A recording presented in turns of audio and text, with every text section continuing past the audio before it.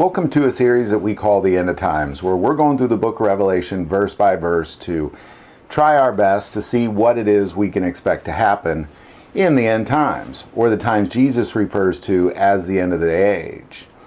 And where we are in this book is we've kind of gotten to the end of what takes place right before Jesus Christ returns in chapter 11, and the story just kind of stops there. We're at the seventh trumpet. The seventh trumpet has been blasted. There's been some kingdom on heaven has been declared on earth as well, and then there's just this stop in the story, and John sees a sign in heaven, and there's a whole other story that's about to take place. So it's really important that we kind of talk about, well, what got us here, and then we're going to talk about that story. Now, first and foremost, what we have seen from the throne room of God, because John has seen this from the throne room of God, and he is invited to come and see. And what we see is God has a scroll, and it has 7 seals. And it is determined that only Jesus Christ, the wounded, bloody Jesus Christ, is worthy to open that scroll, because it's about the redemption of mankind and the coming of his kingdom on earth as it is in heaven. And as those 7 seals are broken, what we see is events take place caused by the evil hearts of men, but manipulated spiritually by horsemen. Kings are determined, wars are played out. There's famine, pestilence, death, again, all caused by the evil hearts of men. And then there is a heavy persecution of Christians. I believe it's at that point that we see, it's around the 5th seal that we see then the abomination. Now there's a lot of things that are determined at that, but abomination, the abomination of desolation, where the temple is, there's an abomination in the temple, most likely the Antichrist declaring himself to be God there. There's a heavy persecution of Christians, both Jewish Christians and Gentile Christians. Then we see a multitude of Christians slain. And then finally, after that 7th seal is broken, then we see the wrath of God. So we're kind of near the end of this 3.5 years that was promised by Daniel. It was also spoken about in Revelation, that once that abomination takes place, you got 3.5 years of tribulation, which tribulation means just persecution of Christians. You're going through a tribulation. You're declaring Jesus in the face of adversity, of somebody trying to kill you for declaring him to be God, whenever the Antichrist is declaring himself to be God. And it's a war. It's a war between the Christians and the world of the Antichrist. And it's near the end that finally the wrath of God comes in the form of 7 trumpets. And those 7 trumpets, we see the destruction of Babylon. The first, second, third, and fourth trumpet destroys 1/3 of the earth. And we'll talk about what Babylon is later when we get to that chapter, but destroys Babylon. Then the bottomless pit is opened up, and smoke comes out and covers the entire planet, so the entire planet is dark. Then there's spiritual beings that then sting people who are not marked of God, so we know that they're spiritual things. They're not things of the earth. They only harm people that aren't Christians. And then there's this killing by spiritual beings of 1/3 of mankind. And then finally, we see the rapture of the church take place, and then it is at that point that we are at now. The 7th trumpet is blasted, Christ is returning, and then there's this pause. And there's a very important story that's about to take place in chapter 12. Now, what's taking place here, we're going to spend a lot of time on just chapter 12, because he sees a sign in heaven. Like, suddenly this story stops and John sees a sign in heaven. And what we're about to see is really the history of the world from the beginning all the way to the end in this really interesting story. So we're just going to pick it up in chapter 12, starting in verse 1. Now a great sign appeared in heaven, a woman clothed with the sun and the moon under her feet, and on her head a garland of 12 stars. Then, being with child, she cried out in labor and in pain to give birth. And another sign appeared in heaven. Behold, a great fiery red dragon, having 7 heads and 10 horns, and 7 diadems on his heads. His tail drew 1/3 of the stars of heaven and threw them to the earth. And the dragon stood before the woman who was ready to give birth, to devour her capital C child, as soon as it was born. And she bore a male child, who was to rule all nations with a rod of iron. and her child was caught up to God and his throne. Then the woman fled into the wilderness, where she had a place prepared by God, that they should feed her there 1,260 days. Now, that's kind of the history of the world in a spiritual realm, because what we're seeing here is we're seeing the nation of Israel come about. And then from that nation of Israel, the woman is Israel, and we'll get into how we know that here in a second. The woman is Israel, and from her comes a child, Jesus Christ. The Jews, or the nation of Israel, are not necessarily special, like they have any superpowers.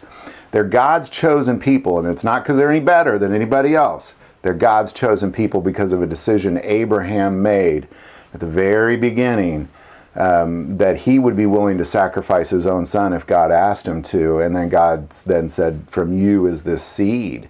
And it is from Abraham that then came a nation of Israel. And then from Israel, and the reason they're the chosen people is because they were going to be the lineage of Jesus Christ. So let's kind of go back to 12:1. Now a great sign appeared in heaven, a woman clothed with the sun, with the moon under her feet, and on her head a garland of 12 stars. Then being with child, she cried out in labor and in pain to give birth. And another sign appeared in heaven. Behold, a great fiery red dragon, having 7 heads and 10 horns, and 7 diadems on his heads. His tail drew a third of the stars of heaven and threw them to the earth, and the dragon stood before the woman who was ready to give birth to devour her child as soon as it was born. So what we're looking at here is we're looking at the nation of Israel. And then we're looking at Jesus Christ bearing from them.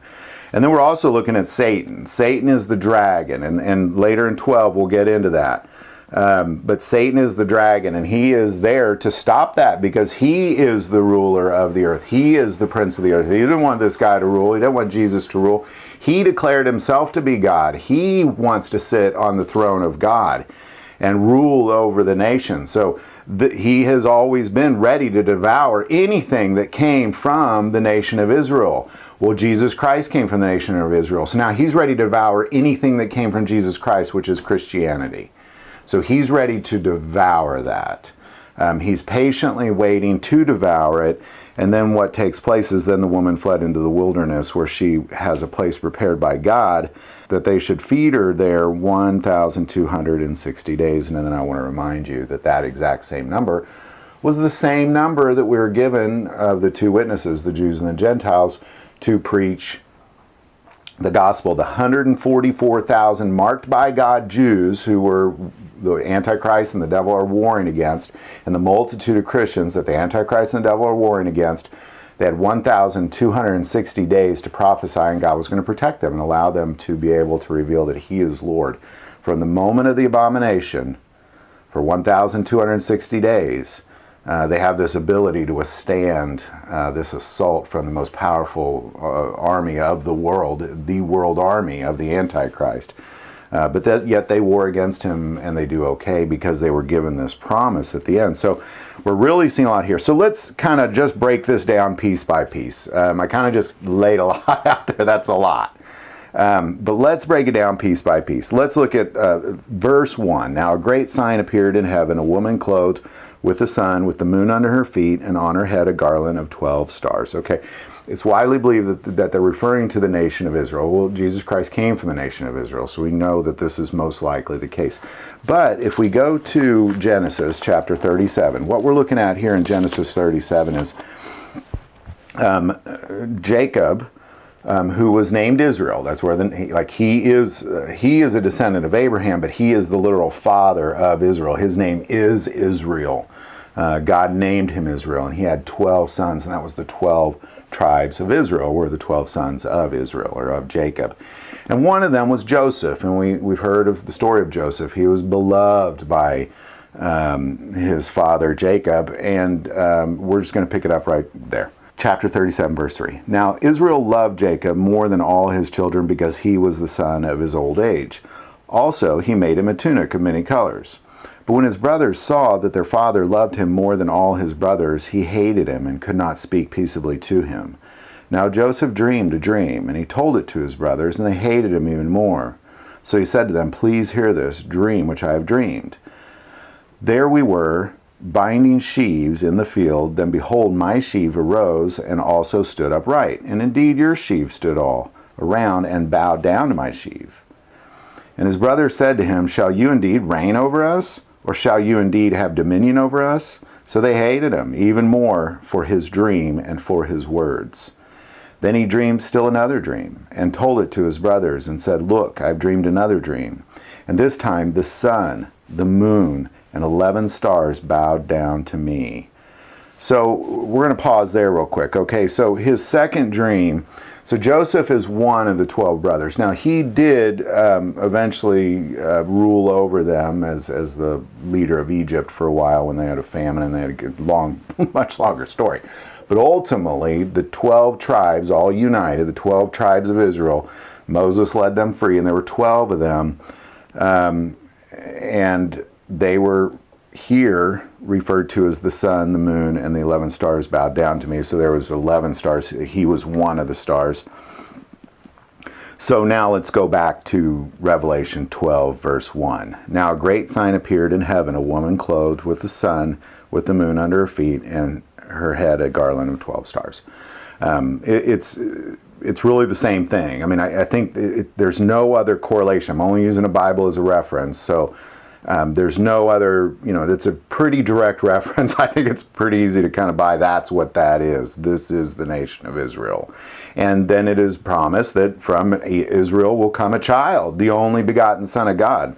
Verse 2, then being with child, she cried out in labor and in pain to give birth.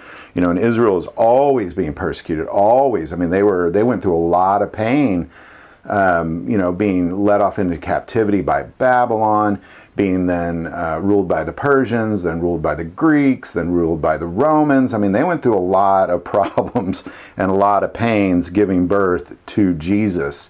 And all of that we see as history, but it was really the devil trying to stop this woman from giving birth, trying to stop Israel from bringing about the only begotten Son. And how do you do that? You destroy Israel. Israel is constantly in a state of war and are to this day.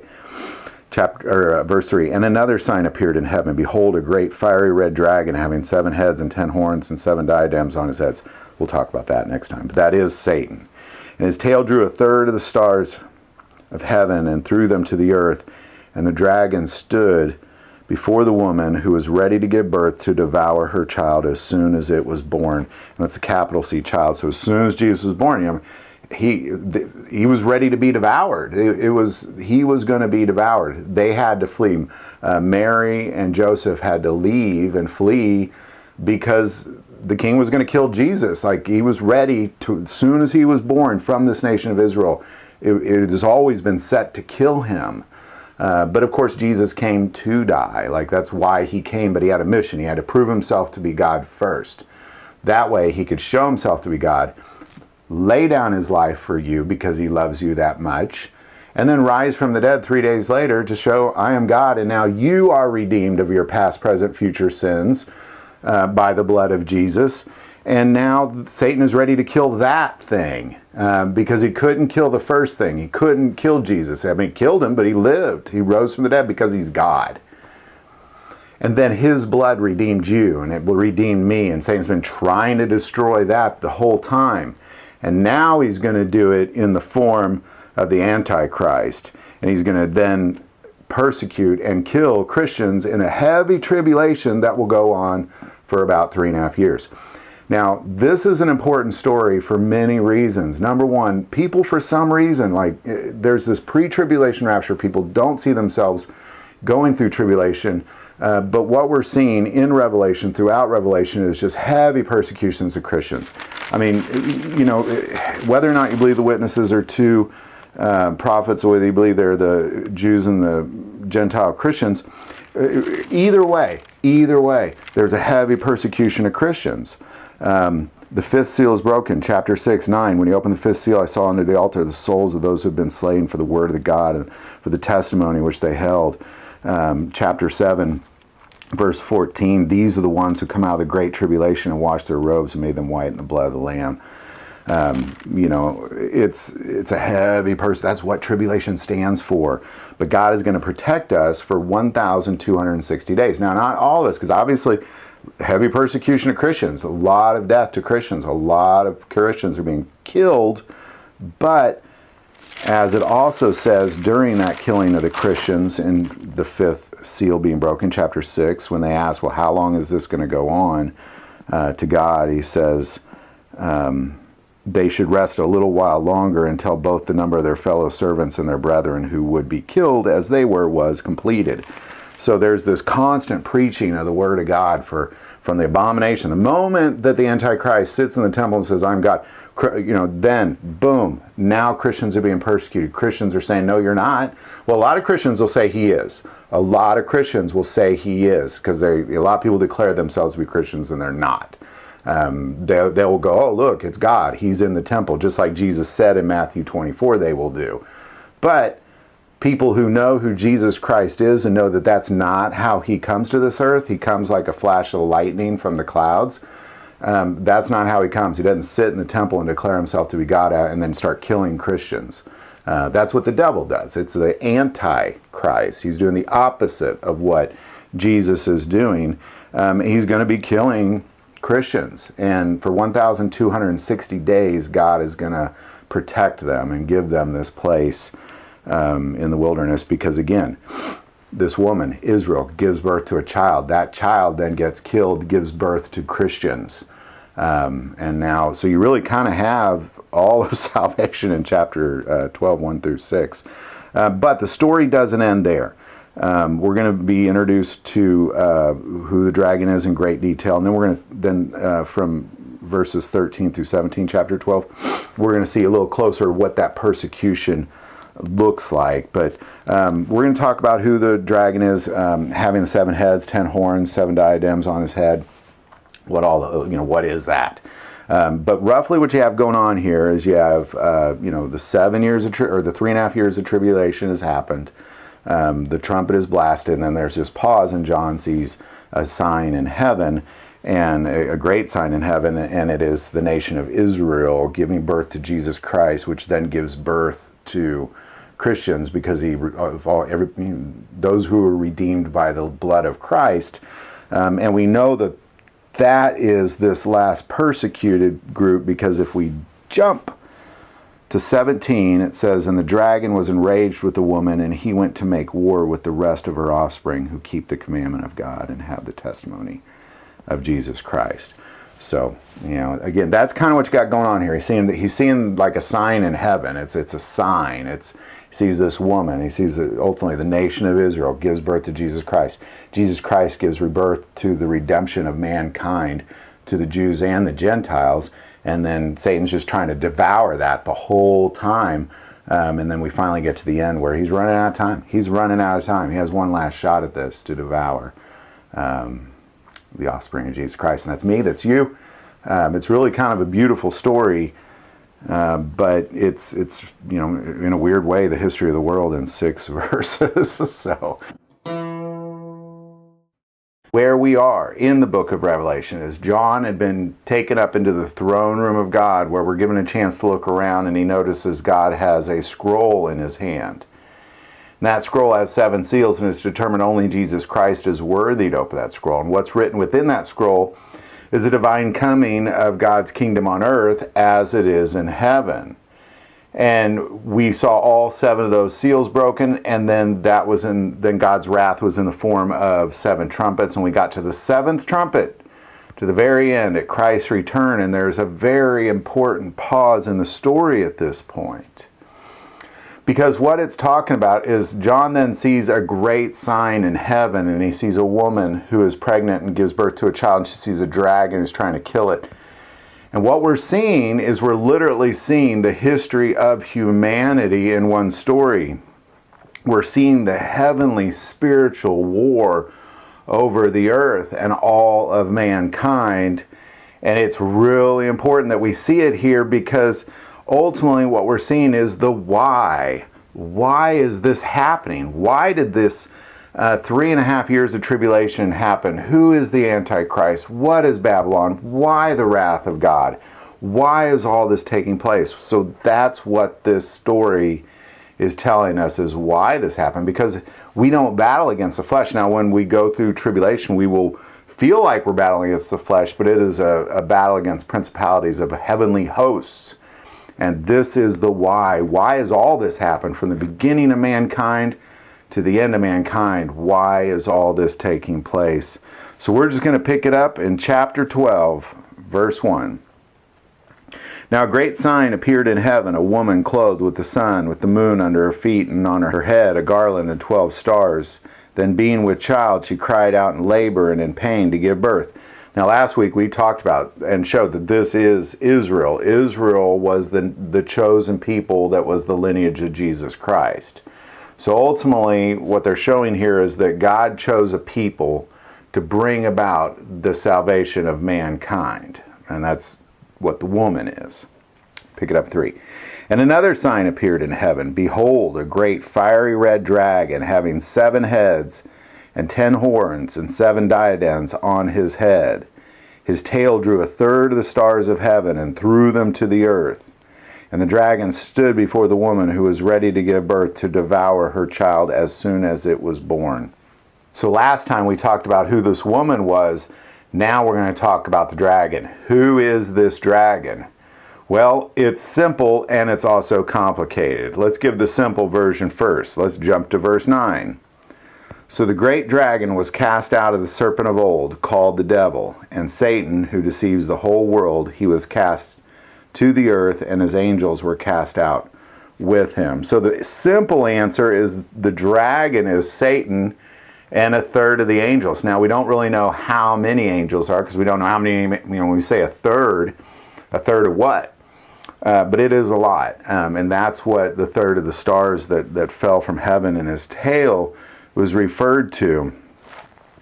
But it's a more complicated, that's the easy answer, but it's a more complicated answer as well. If we jump to Matthew 25, in Matthew 24 and 25, Jesus is talking about his second coming, and at the end of 25, he talks about kind of the judgment day. And he says in verse 41, then he will also say to those on the left hand, depart from me, you cursed, into everlasting fire, prepared for the devil and his angels. So we're talking about Satan. He was cast down with a third of the angels to the earth. And we're going to kind of talk about, well, what did that look like and why and who is he really and what is his authority and his power on the earth.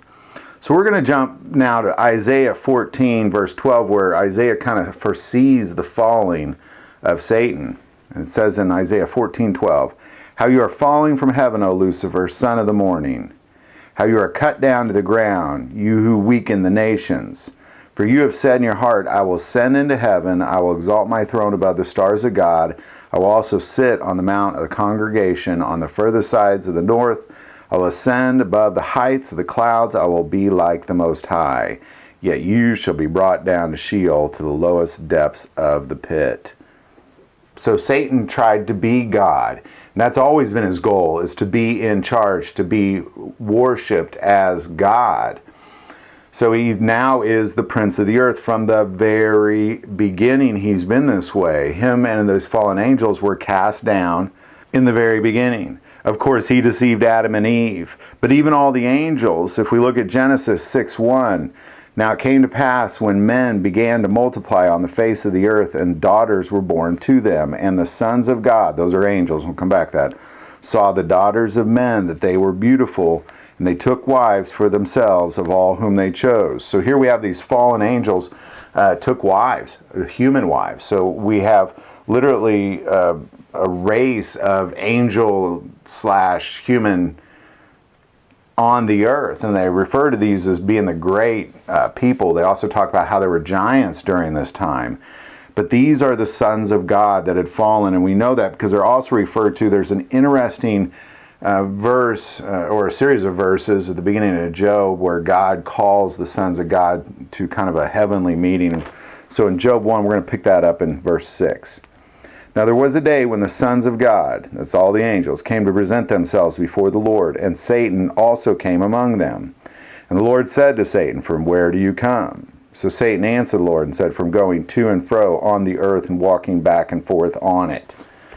So here he is, cast down to the earth with the angels, the prince of the earth, ultimately walking around causing havoc, lies, deceit, ultimately trying to create a worship of him, the worship of the world, the worship of him. And that's ultimately where all this is leading to, where he will then declare himself to be God.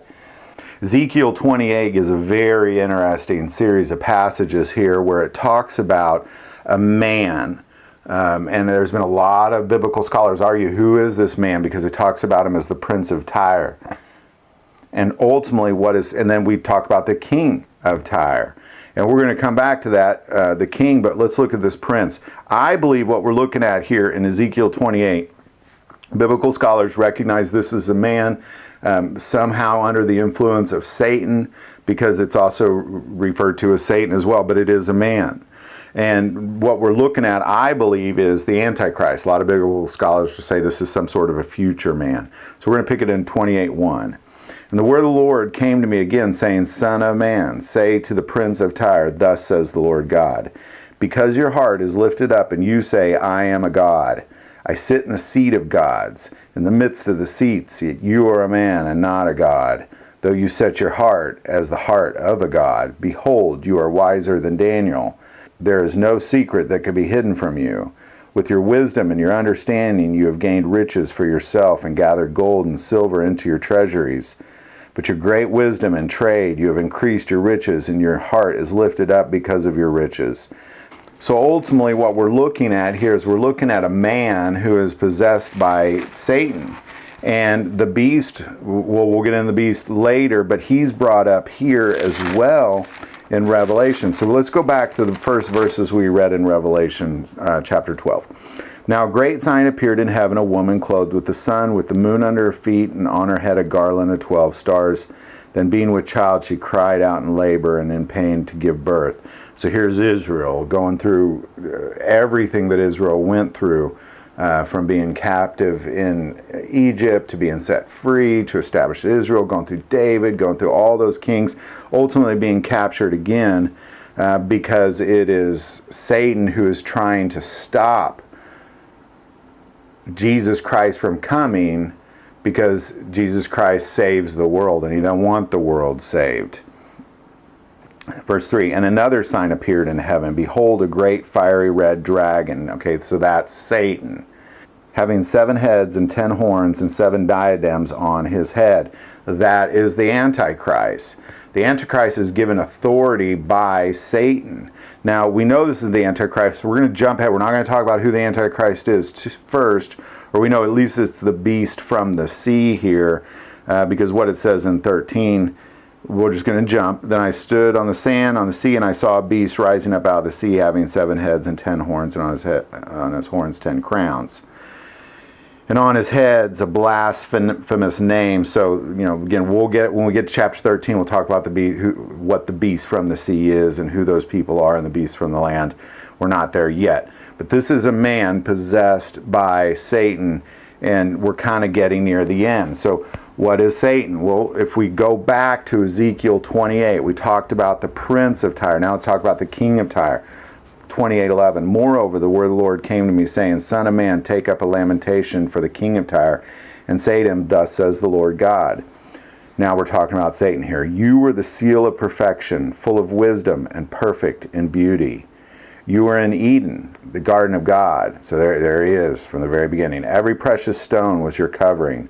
The sardius, topaz, the diamond, beryl, onyx, and jasper, sapphire, turquoise, and emerald with gold. Now remember, a lot of heavenly hosts, including God, were described this way.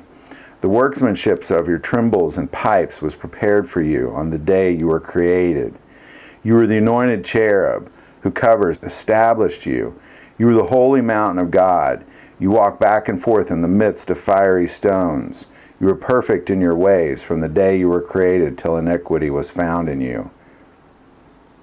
By the abundance of your trading, you became filled with violence within, and you sinned. Therefore I cast you as a profane thing out of the mountain of God, and I destroyed you, O covering cherub, from the midst of the fiery stones. Your heart was lifted up because of your beauty. You corrupted your wisdom for the sake of your splendor. I cast you to the ground. I laid you before kings that they might gaze at you. So ultimately we have this beautiful creation, the greatest creation God has ever made of living things. And it tried to be like God, and God then cast him down. So if we kind of go back to that, let's go back to our story here. What John is seeing, a great sign is heaven. Now a great sign appeared in heaven, a woman clothed with the sun, with the moon under her feet, and her head a garland of 12 stars. Then being with child, she cried out in labor and in pain to give birth. And another sign appeared in heaven. Behold, a great fiery red dragon, having 7 heads, 10 horns, and 7 diadems on his heads. His tail drew a third of the stars of heaven and threw them to the earth. And the dragon stood before the woman who was ready to give birth to devour a child as soon as it was born. And she bore a male child who was to rule all nations with a rod of iron. And her child was caught up to God and to his throne. Then the woman fled into the wilderness, where she has a place prepared by God, that they should feed her there 1,260 days. And of course, that's the same number of days that we will be prophesying in the tribulation, 3.5 years. So, again, what we're looking at is the nation of Israel gave birth to Jesus Christ. That whole time, Satan was trying to stop it the whole time. And he did not stop it. But now he knows that he's running out of time, and he's trying to stop it now. He's trying to stop Christians. Ultimately, he's going to stand in the throne of God, in the temple of God, and he's going to declare himself to be God. And then there's going to be 3.5 years of tribulation of Christians, and we're kind of going to continue this story. We'll get into the fall of Satan next, because there's a whole kind of a war that takes place here. That has been going from the very beginning to now, and is still continuing. We're going to talk about what that spiritual war looks like next time. But I just want to close out with a verse from 1 John chapter 3, verse 8. He who sins is of the devil, for the devil has sinned from the beginning. For this purpose the Son of God was manifested, that he might destroy the works of the devil. And I share that because in the very beginning of this video, I talked about this is all of everything. Like, this little story here covers the beginning of mankind to the end of mankind. God brought Jesus Christ specifically for the purpose of the Son of God was manifested, that he might destroy the works of the devil. That's what it's all about. And the devil's trying to stop him. That's what this whole story is about. So why is all this happening? That's why. It has nothing to do with me or you or the history of the world. It has to do with the spiritual history of the world. And we're kind of getting it all in one chapter. It's really a beautiful story. At the 7th trumpet, at Christ's return, at the end of chapter 11, there's a pause in the story where John is then shown a great sign in heaven, where he sees a woman who's about to give birth to a child and a dragon, and that's where we are right now. So we're going to pick it up in chapter 12, verse 1. Now a great sign appeared in heaven, a woman clothed with the sun and with the moon under her feet, and on her head a garland of 12 stars. Then being with child, she cried out in labor and in pain to give birth. And another sign appeared in heaven. Behold, a great fiery red dragon, having 7 heads and 10 horns and 7 diadems on his heads. His tail drew a third of the stars of heaven and threw them to the earth. And the dragon stood before the woman who was ready to give birth to devour her child. Now this is a fascinating image because it is literally the entire history of all of mankind in really just 6 little verses by the time we get through all these. All of mankind. It's from the beginning all the way to the end. It's literally what the entire Bible was written about, all in 6 verses. It's very important we take a little time and figure out what it is these things are saying here. But it goes all the way back to the beginning. So let's see when this thing between the woman and the dragon began. We'll go to Genesis 3, verse 1. Now the serpent was more cunning than the beasts of the field which the Lord God had made. And he said to the woman, Has God indeed said, You shall not eat of every tree in the garden? So here we are at the very beginning. A serpent, Satan, the dragon. The serpent and the dragon are the same thing. And a woman Suddenly he's engaged. The very first evil that comes to the world is between Satan and a woman. This is how it all begins. All the evil in the world, the war between the woman and her child and the dragon. And you know what's about to happen next, but watch this. Keep in mind what John has seen in Revelation of the woman, the child, and the dragon. Genesis 3, verse 11. And he asked, "Who told you that you were naked? Have you eaten from the tree of which I commanded you that you should not eat?" Then the man said, "The woman who you gave to be with me, she gave of the tree, and I ate." Even a man to blame a woman. And the Lord God said to the woman, "What is this you have done?" And the woman said, "The serpent deceived me, and I ate." So the Lord God said to the serpent, "Because you have done this, you are cursed more than all cattle, and more than every beast of the field. On your belly you shall go, and you shall eat dust all the days of your life. And I'll put enmity between you and the woman, and between your seed and her seed. He shall bruise your head, and you shall bruise his heel." And God had a plan. This is what the entire Bible is about. It's the fall of man and the fall of angels and the redemption of mankind through Jesus Christ from the seed of this woman. This child is God. You have to see that. The eternal blood sacrifice that redeems mankind from this fall that we saw at the very beginning. God literally becoming flesh as her seed so he can redeem and save all of mankind was the plan from the very beginning. So now knowing that, let's go back to Revelation 12 verse 1. Now a great sign appeared in heaven, a woman clothed with the sun, with the moon under her feet, and on her head a great garland of 12 stars. Here's the birth from Eve to this generation that will bear Christ. Then being with child, she cried out in labor and in pain to give birth. And another sign appeared in heaven. Behold, a great fiery red dragon, having 7 heads and 10 horns and 7 diadems on his head. Here is Satan. His tail drew a third of the stars of heaven and threw them to the earth. And the dragon stood before the woman who was ready to give birth to devour her child as soon as it was born. From the very beginning this was taking place. God told the dragon what would happen, and he tried to stop it.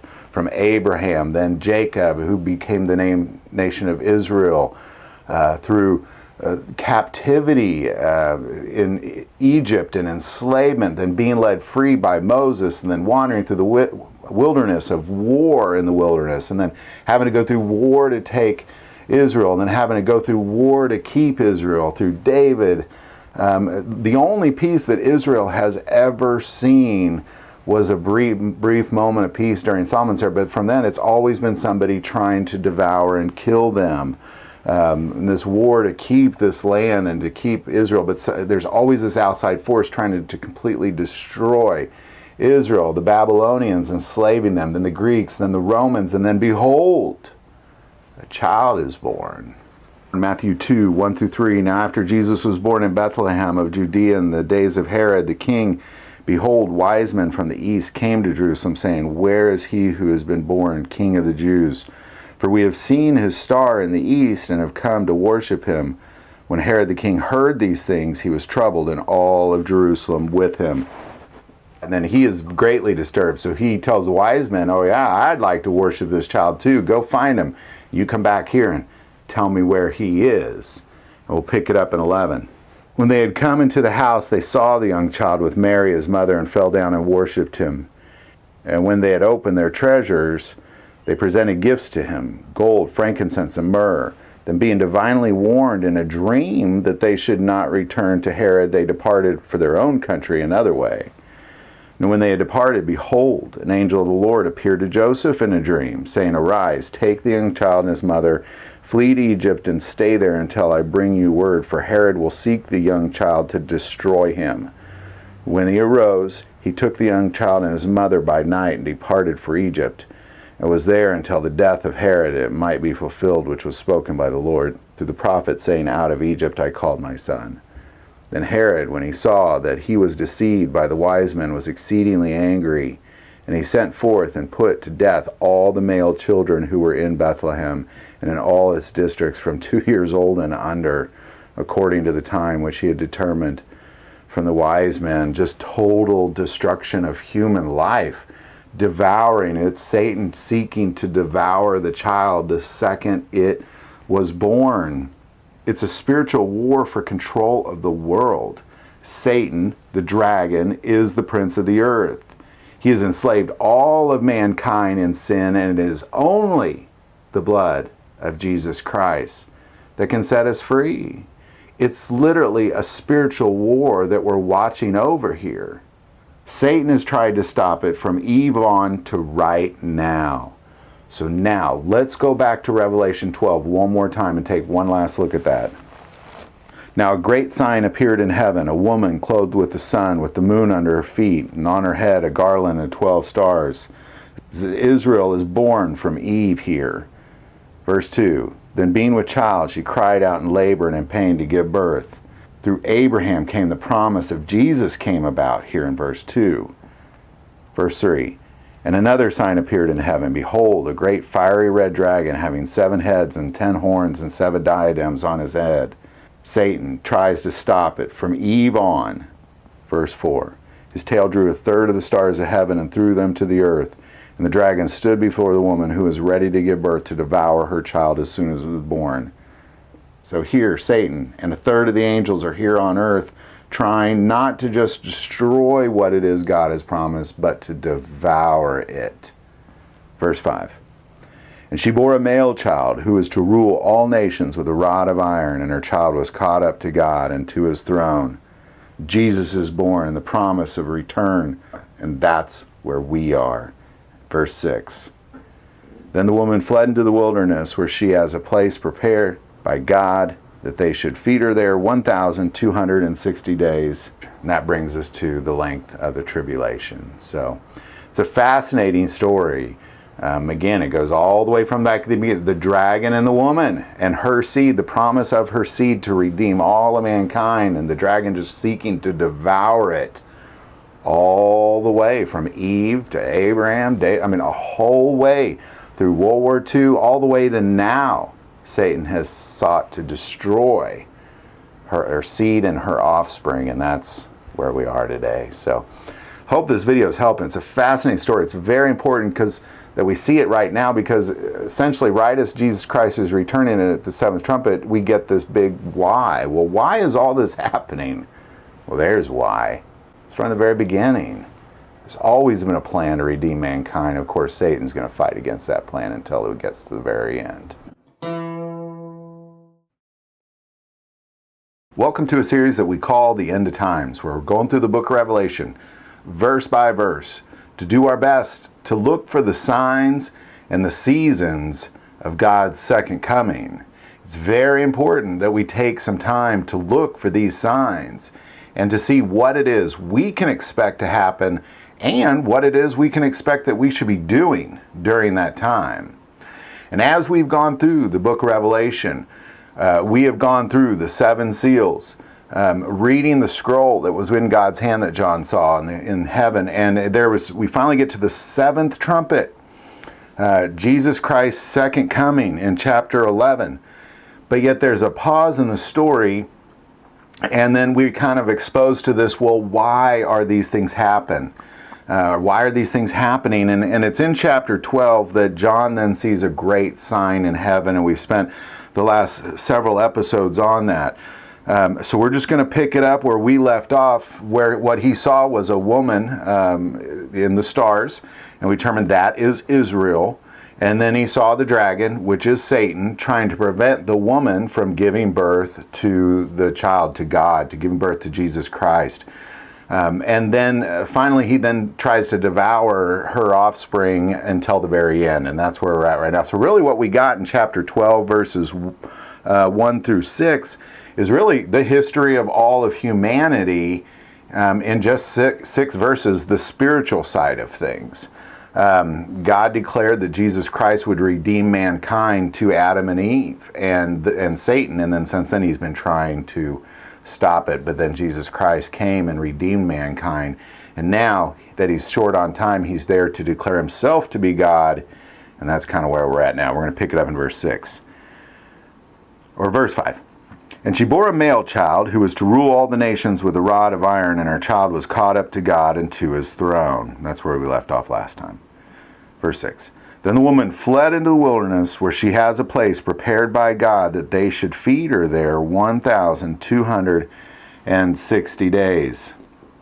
Now this is a peculiar verse. Essentially what it's saying is Israel then fled into the wilderness where God prepared a place for them for 1,260 days. So we're talking about the end time. So, at the very beginning of this chapter, we were talking about Adam and Eve, and it made it all the way now to the end times in 6 verses. That's what that is. And again, go back, watch those other episodes that'll explain that better. I don't want to kind of go through that again, because there's so much in this verse that we got to get out of this, because what we're looking at is essentially the 1,260 days was the amount of time determined that the 144,000 Israelites and the Christian Gentiles will be prophesying for. We can see this in the first half of chapter 7, where these 144,000 Israelites are marked by God. And then the second half of chapter 7 is the multitude of Gentile Christians being slaughtered by the Antichrist.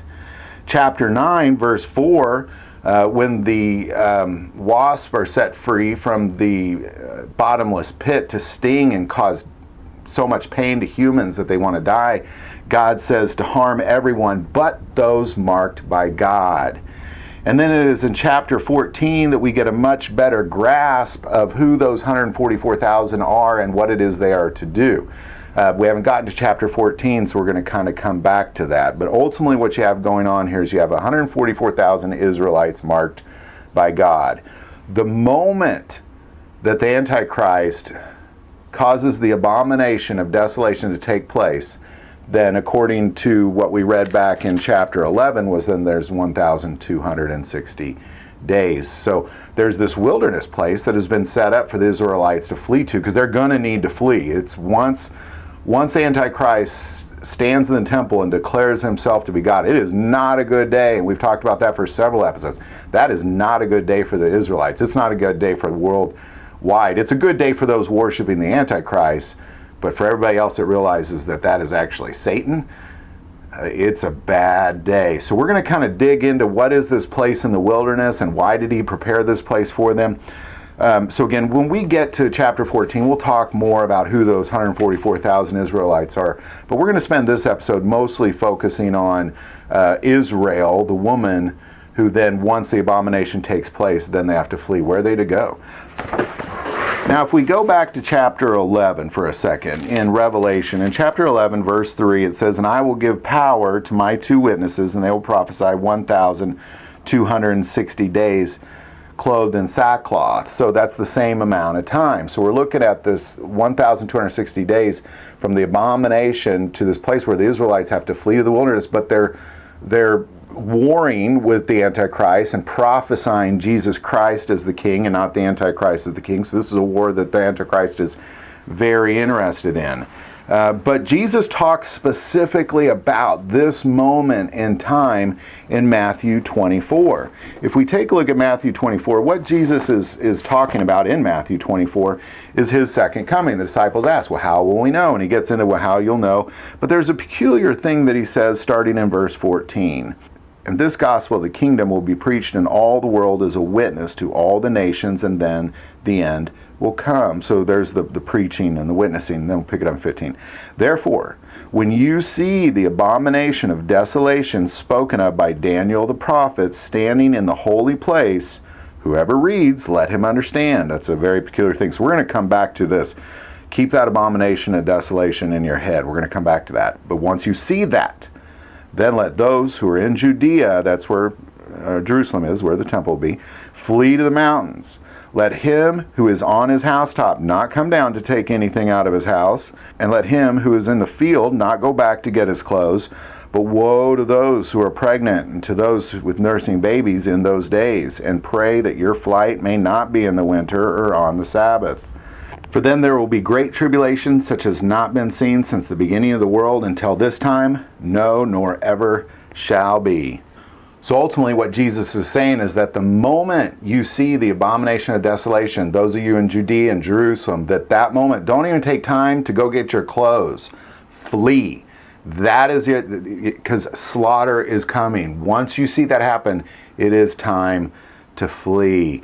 Now, the interesting thing, I said let's go back to it, is in Matthew 24:15, Jesus says, "Therefore, when you see the abomination of desolation spoken of by Daniel the prophet standing in the holy place, whoever reads, let him understand."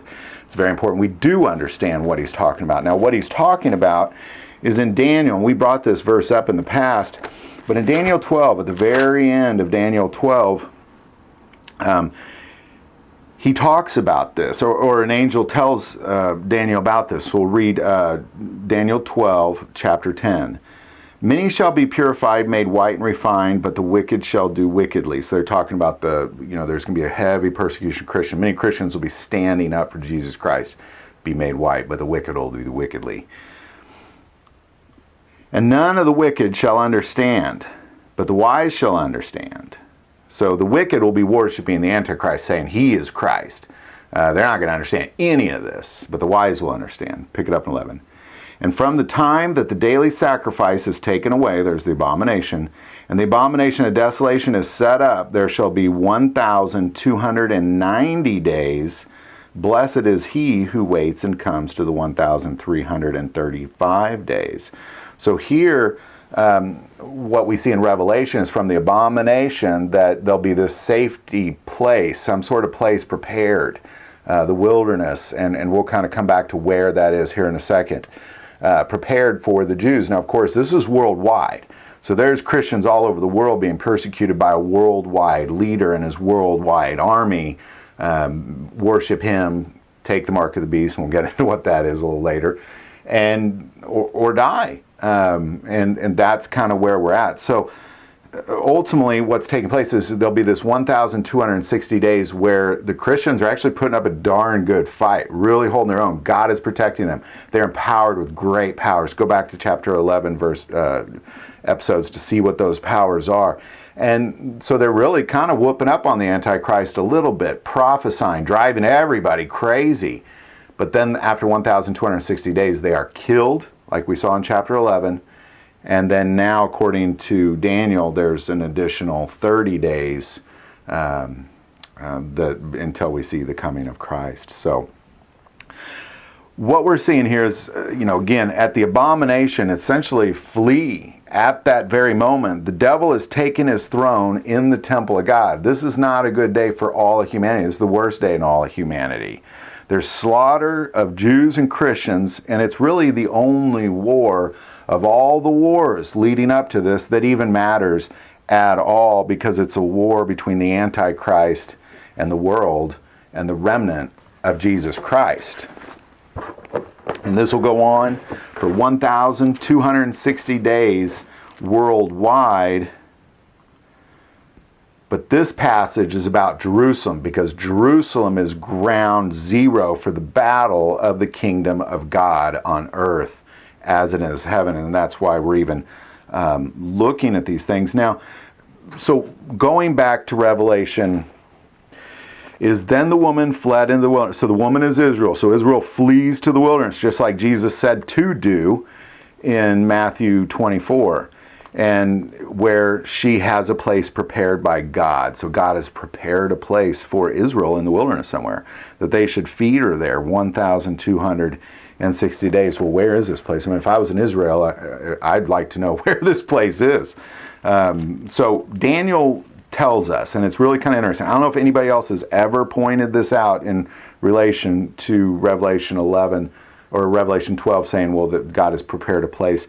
But in Daniel 11, it's really interesting. There's warnings between the king of the north and the south. Now, what they're talking about is they're essentially talking about warnings between the king north of Israel and the king south of Israel. And they go through the history of Greek, the Ptolemaic and Seleucid empires, the Romans. I mean, it just goes through goes through so many different kings north of Israel and south of Israel. And the reason that's so important is because the battleground is Israel. And it goes from essentially the Greeks all the way to the end times, battling of these kings between the north and the south. And we see a very peculiar verse in 1140. So we're going to take a look at Daniel 1140. At the time of the end, so that's the time we're talking about, the king of the south shall attack him, meaning the king of the north, and the king of the north shall come against him like a whirlwind. Now we know that the Antichrist is coming from the north. And again, go back, I think it was episode 3 that we talked about that he'll be coming from the north.